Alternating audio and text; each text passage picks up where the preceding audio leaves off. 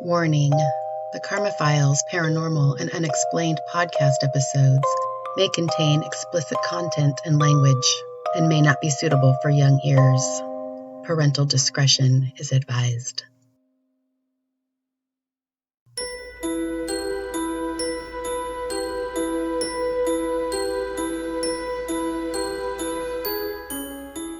Have you ever had the feeling that you're being watched?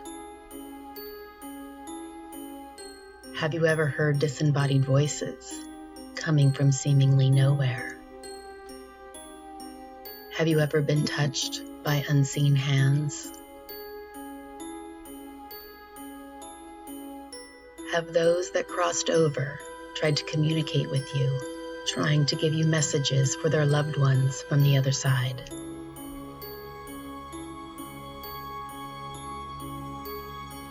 Are you ever awakened at night by the sound of footsteps that stop right by your bedside? And have you seen objects move on their own accord?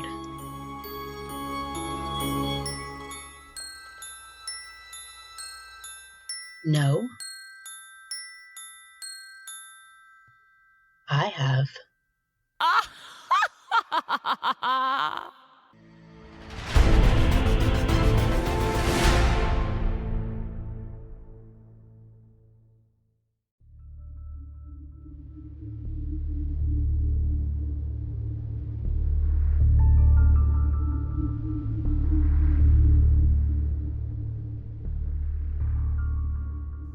This is Jordan's nightmare. Location: Vernal, Utah. Jordan's wife was 20 weeks pregnant with their son when this story took place. Jordan and his wife always seemed to have some kind of paranormal events happening, but lately the activity has seemed to be escalating. A couple of months ago, Jordan was editing his podcast when his wife came into his office. She asked if he had gone outside of the apartment. He told her no, and that he had been in his office the whole time. She said she heard the door slam and felt a rush of cold wind hit her while she was sleeping. They thought this was odd, but tried to reason that it was something that could be explained and was probably a one-time incident. But deep down, they both had an eerie feeling.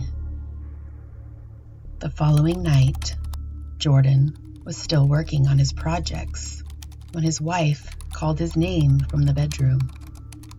Jordan? He went to check and see if she and their 9-month-old daughter were okay. His wife asked if he had just gotten out of bed, which he replied no, and told her he had been in his office studio editing all night. She looked troubled and went back to bed. The next morning, she told him that their daughter had woke up in the middle of the night, as their daughter's bed is in their bedroom. Their daughter was sitting up in her bed, talking and saying, which is usually what she calls Jordan.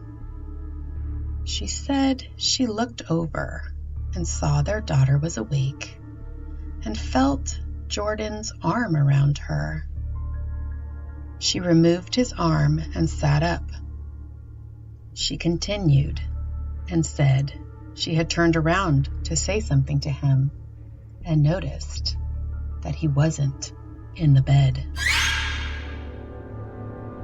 That was why she called his name the night before and asked him if he was just in the bed.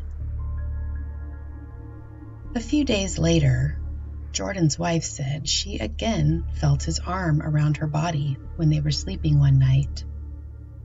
The three of them, Jordan, his wife, and daughter, were all fast asleep.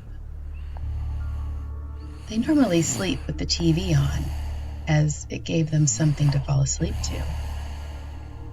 That night, Jordan had a very interesting dream. He was dreaming of being in a different house with his wife, as well as his youngest son from a previous relationship. They were all going to bed. Jordan had a weird feeling to sharpen a huge hunting knife that he had gotten as a Father's Day gift last year from his mother-in-law. As Jordan's family slept, he sat in his office. From where he was sitting, he was facing the front door.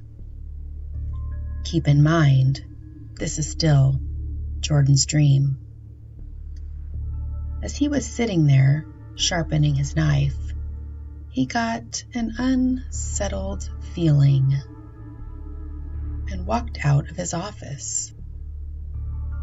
The entire house was completely dark. As he walked out of his office, he had his knife in his hand. Jordan said it felt as though the front door had been broken open. He quickly ran to his wife as she was sleeping in the recliner. As he looked at her sleeping, Jordan was shocked to see a dark figure squatting down beside her. He then ran toward her to see if she was okay, but the figure had disappeared. He then ran to check on his son. Jordan's son was gone, and his bedroom looked ransacked. Everything was pulled out of the drawers and was on the floor. His son was nowhere to be found. Feeling shaken, Jordan tried to wake himself from his dream. He opened his eyes slightly and saw his wife was lying in bed, facing him, fast asleep. He felt relief that what he had just experienced was just a dream. But that relief would be short-lived. Jordan looked at his wife, making sure she was okay. He was focusing in on her through the darkness, and as his eyes started to focus, he noticed that her hair was laying past her shoulders. It looked long and dark. Terror started to fill Jordan as he recalled his wife's hair was very short and curly. His brain was still a little foggy from the nightmare he just had as he was studying his wife, trying to figure out why she looked like she had long hair. As he focused as hard as he could, still trying to wake up fully, he noticed what looked like the outline of a face. But this face was buried in his wife's shoulder, with only its eyes and top of its head exposed. As he was realizing what he was looking at, it opened its eyes and stared back at him.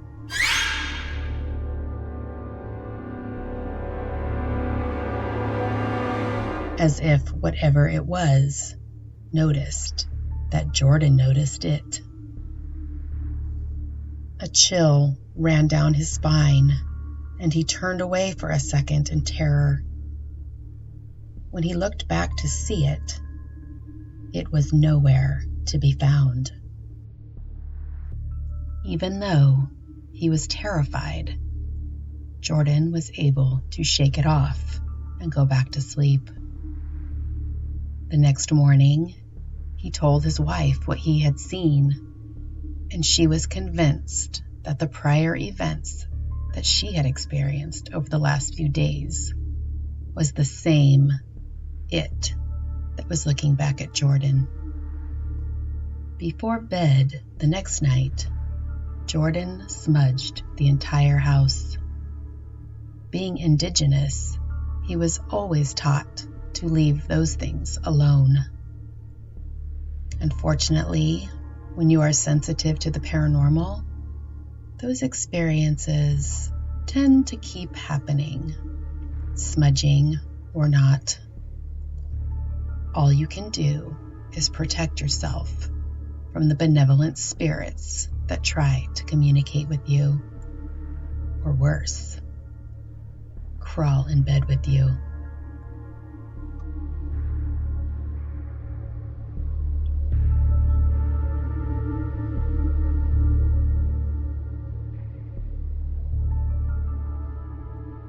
If you would like to hear more spine-tingling stories, Jordan has a podcast called Scary Stories to Tell from the Res. It's a paranormal podcast that focuses on stories, mainly scary ones, from experiences within the indigenous communities, or more specifically, the reservations. So come sit down with him, Jordan Lone Bear, by the glow of the fire, as he shares stories that his elders warned him not to tell. If you have a reservation story, you can send them to scaryresstories@gmail.com. Jordan's email, along with a link to his podcast, are in the show notes. As always, take what you need for your daydreams. Leave what you don't for your nightmares. Sweet dreams.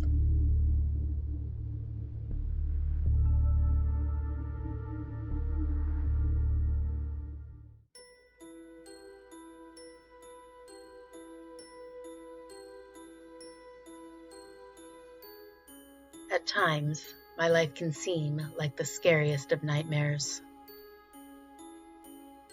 Believer or skeptic, I know the veil is thin between us and those on the other side.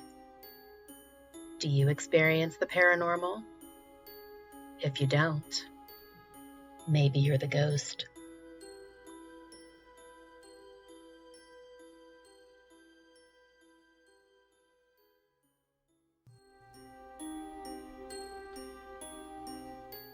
Thank you for listening to this episode of the Karma Files Paranormal and Unexplained. We hope it was love at first fright. If you enjoyed being terrified by my stories, please haunt my DMs on Instagram or Facebook to let me know that you're dying for more. The links are in the show notes. Do you have a paranormal or unexplained story to tell? You can send me your stories to thekarmafiles@gmail.com. And if it gives me the chills, it might get featured on a future Karma Files episode. I would like to personally welcome you to my nightmares. I think you're going to like it here.